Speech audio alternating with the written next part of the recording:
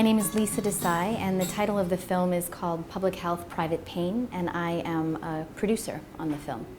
We've been filming it for 2 years in the rural part of South Carolina, which is one of the 9 southern states in the United States that have the most new cases, new rates of infection of HIV.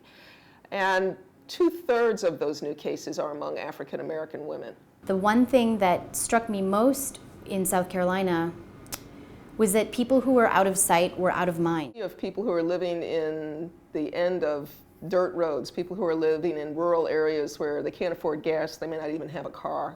Politicians didn't seem to care about their needs, and I really got the sense that if we saw the same numbers that we were seeing in Williston, South Carolina, in New York, or in Connecticut, there would be a very different response. There is discrimination. There's discrimination among the attitudes that doctors have. There's discrimination within the black church. It seems like if we can't get people talking about it openly, without condemnation, without fear, the epidemic will continue and infections will continue to rise. Black women who are 16 to 34, number one killer, AIDS.